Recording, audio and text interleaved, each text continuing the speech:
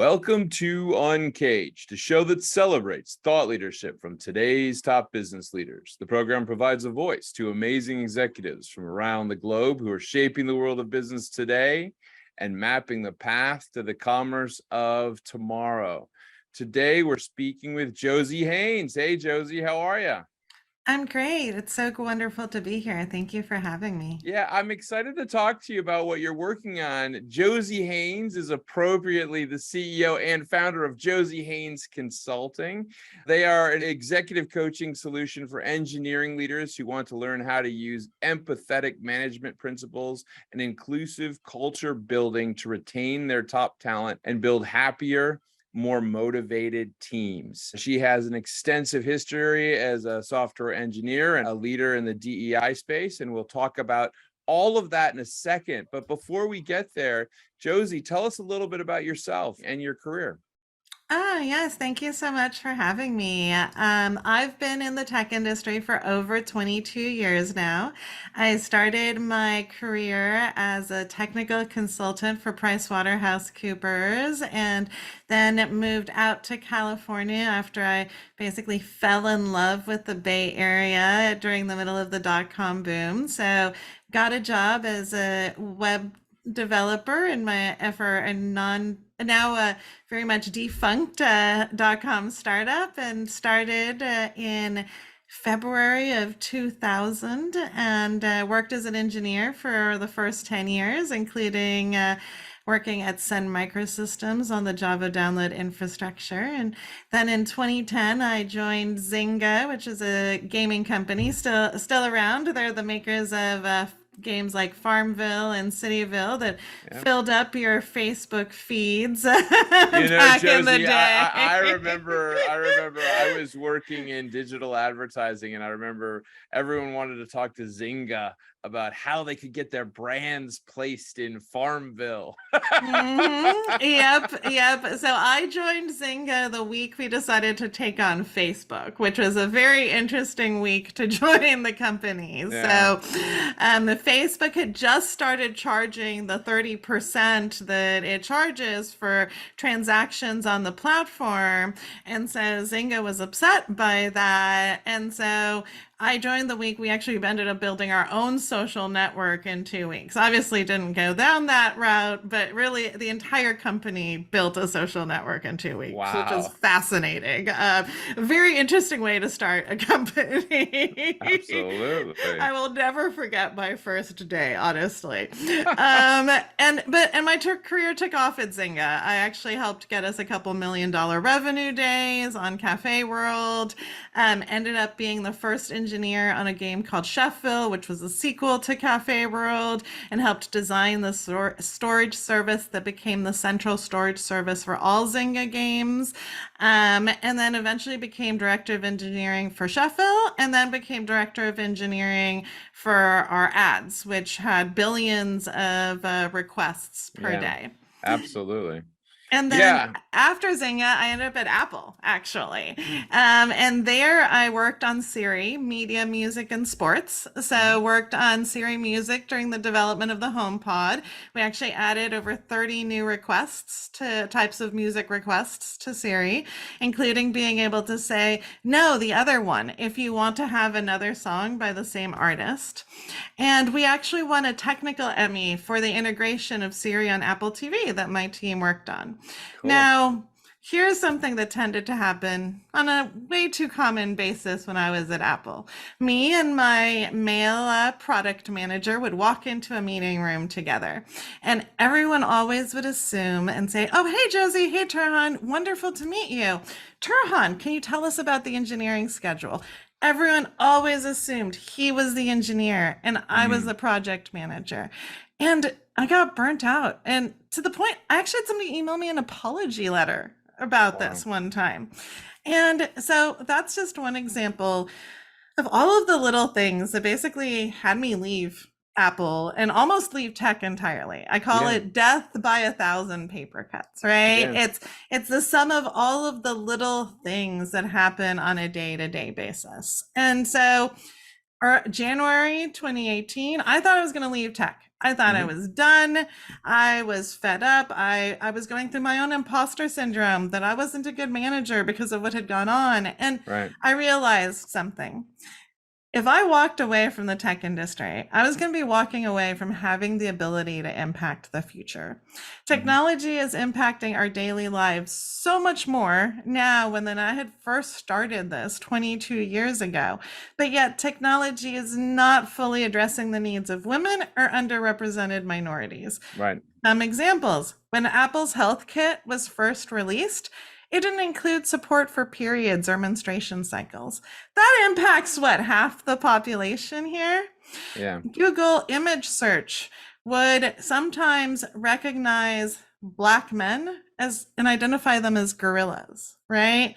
Like, and there's the list goes on and on. These are a couple examples. And so I realized I had to come back to tech under my rules. And Mhm. so in late 2018, I joined Tile, which is a little Bluetooth key tracker. For those of you who don't know, Yep. here's a little tile on my AirPods so I don't lose them. And I spoke to the CEO and I said, hey, if you want me to join Tile as your platform engineering director, I want to make sure diversity, equity, and inclusion isn't lip service. I want to start a mentoring program and I really want to build an inclusive culture. Mhm. And he said to me, I promised my wife I'd make Tile the best place for women to work in the Valley. And I have 2 daughters and 2 sisters, no brothers, no sons. And I really want to make this successful. And so I joined and we built an amazing inclusive culture that I'm super proud of. I started that Great. mentoring program, which empowered 7 folks to be able to switch roles within Tile. And then, finally became VP of engineering by proposing the fact that we should promote my boss to CTO and myself to VP so we can actually scale the engineering team in an inclusive and diverse way as well. And then I did that. We grew the team from 29 to 55 in 4.5 months in the middle of COVID and still kept Wow. the inclusive culture. So super proud of what I did, but I realized one thing at that time, which was I had a mission, which is I wanted to retain women in tech. Mhm. 56% of us are leaving the industry after 10 to 20 years. And the number one reason is because of unfairness and lack Mhm. of opportunity. And so I said, while I could do this one company at a time, that's not really going to fulfill my mission. And so that's when I decided I really wanted to be an executive coach for engineering leaders focused on building these inclusive and high performing teams so that we can finally move the needle, because the engineering teams in tech tend to be the largest teams in most of these companies and Yeah. yet have the least diversity and the least inclusion. And Yeah. so my belief and my philosophy is that if I can get engineering leaders to be building more inclusive and diverse teams, that will finally change some of these things going on in tech. That's amazing. And what an incredible career, and certainly a very critical and important mission for your consulting solution. Tell me a little bit more about what you are up to right now at Jossie Haines Consulting.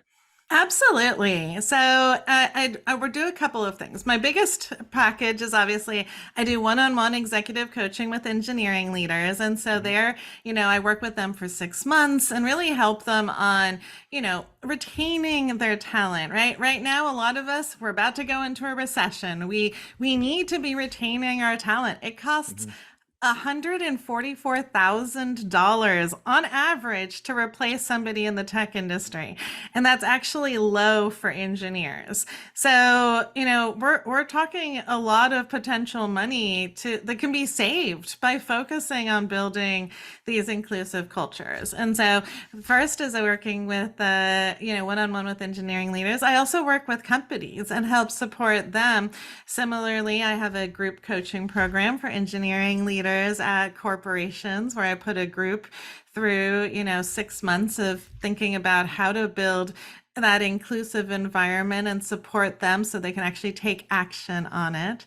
And I also do technical advising at the intersection of what I call technology and inclusion to help, CEOs and founders Mhm. and build products in an inclusive way. And so I'm excited to be, I just started as the technical advisor for a company called RIB IoT, which is doing an asset tracking solution for the corporate space.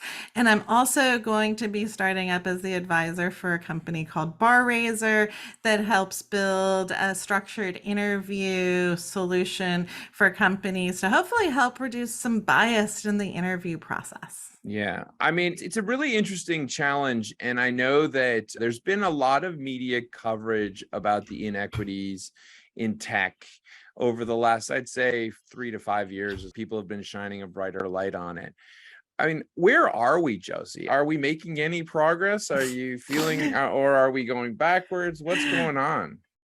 So unfortunately, with COVID, we did go backwards, right? And I think there was this very interesting tweet that has been going around, screenshotted in the last couple of weeks.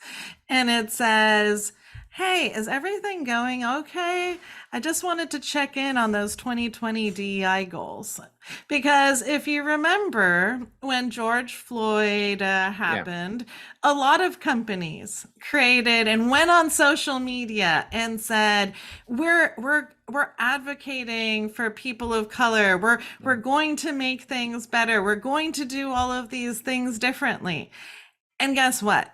Very little has changed. Yeah. And in fact, COVID really negatively impacted people of color and women.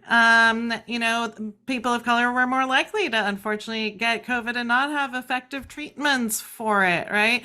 More women were feeling more of the burden of the house and were leaving, their workplaces entirely. And so there's so much that needs to be done. And the thing that a lot of businesses don't realize is it's cost effective to focus on this, and it makes you a better business. So going back to that 144,000 that I was mentioning per employee, well, when 37% of your employees are leaving every year due to inequity, which is the statistic for the tech industry, it actually is adding up to a $16 billion cost to the tech industry every single year due to inequity. The fascinating part of the statistic is 57% of the folks who leave say they would have stayed if their companies had actually addressed their concerns and built a more inclusive culture. And so this is why this is so important. And then, I know this is a business, right? The economics matter. Well, guess what? If you have an inclusive and diverse team, you're more likely to thrive in a recession. If you have companies that are in the top 25% for gender diversity in their exec teams, have a 21% higher chance of profitability than their counterparts. And when you bring that to racial diversity, that actually goes up to 33% higher likelihood of profitability. So it's not just a nice to have, like this actually could be making businesses more money.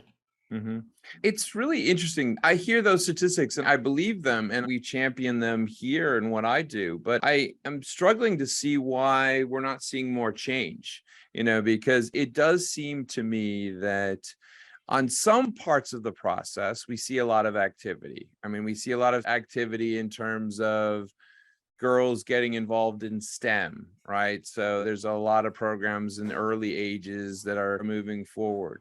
But it seems that there's this acute issue in the right here, right now that you're highlighting. And, to hear that so many people are leaving the industry is really shocking, actually. It's really shocking. I mean, what are companies doing to prevent that? So, working hopefully with folks like me to think about how do you retain their talent. Well, I mean, I guess I should have said, of course they need to work with you, Jossie. But apart from that, I mean, it just seems to me, the folks at Google and Apple and Facebook are no slouches, and they certainly look at the data of things. They must be trying to do this. So that's the No? challenge, is looking at the data, Yeah. because the data that's easiest to measure is the diversity data, right? And so it is where we've seen the largest traction when it Mhm. comes to the tech industry is on the hiring process, right?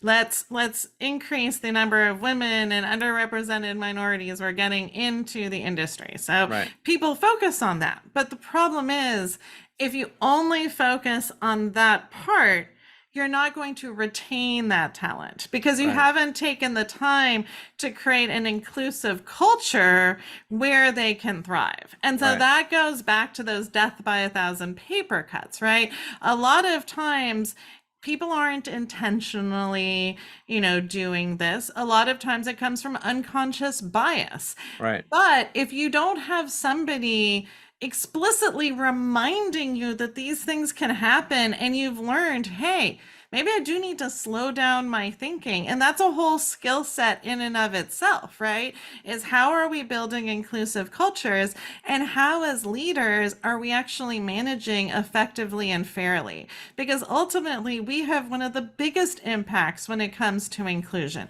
We are deciding what people get paid, who gets promoted, Yeah. what people work on, who gets to go on travel, who gets to show up to what meeting, how inclusive our meetings are, how vulnerable people can be. And all of these things directly impact whether somebody feels like they can truly share and belong, right? Because Right. belonging is the outcome we want, right? We want people to feel like their opinions are valued, are being taken into account, and are contributing to the greater good of the company. And a lot of times, because of unconscious bias and things, like it's not like we're intentionally being bad people. We're not, but we need to slow down and understand, hey, there's a lot of things we need to think about, especially from the leadership level, to make sure we're really creating an environment for everyone. Right. Well, very well said, Josie. And I'm hoping that things start to get better. And certainly as we enter kind of uncertain economic times, it does seem quite important to kind of keep some of these ideas at the top of mind as we move forward. But as you look forward, Josie, with let's say the next 18 months in mind, where do you think we might see some progress? And what are some of the challenges that are really top of mind? So, I think a lot of folks right now are freezing hiring, right? And so I'm telling companies, you know what now is the perfect time to be doing is building that inclusive culture, thinking Mhm. about the foundations for this, realizing this is a journey. You're not going to magically check a checkbox and become an inclusive and diverse team, right? Right. And so take the next year where you might not be actively hiring to focus on the inclusion part, focus on leveling up your leaders. Guess what? People are motivated by three things once they get paid well enough. It's autonomy, mastery, and purpose.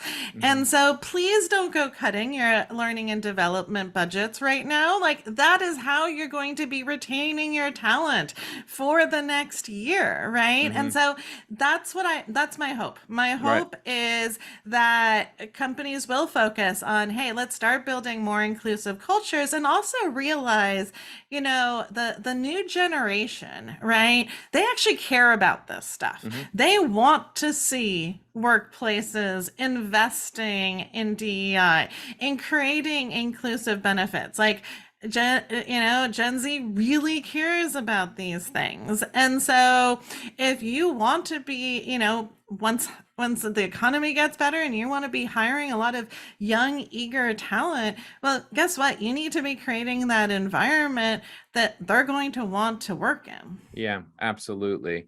Josie, I think everyone needs to know more about this. And I would say the key thing is to do way more than just know, and that is act. If someone wanted to learn more about what you're up to and where to find you, where's the best place to connect? Absolutely. And yes, it is all about what I say is imperfect action. Allyship is a journey and it's a one where we're going to make mistakes. I make mistakes, even though I spend time researching this because I keep learning new things. And so that's what I truly want everyone to realize is allyship is a journey that you hop on and it's a willingness to say, hey, I messed up too. And so if you want to learn more about me, the best place is to go on LinkedIn. So check me out. I think it's Jossie Haines on LinkedIn, and I have a weekly LinkedIn Live Okay. on Wednesdays at 5 p.m. where I cover interesting topics. My first couple were on high performing teams and what inclusion has to do, and last one was on positive intelligence and how that can actually make us better leaders. And so be sure to check it out. That's amazing. Jossie Haines. We've been speaking with Jossie Haines, who is the CEO and founder of Jossie Haines Consulting, which is an executive coaching solution for engineering leaders who want to learn more about how to use empathetic management principles and inclusive culture building to retain their top talent and build happier, more motivated teams. Thank you so much for being on Cage today, Jossie, and we look forward to having you back. It was great being here. Thanks for having me. Bye. Cheers.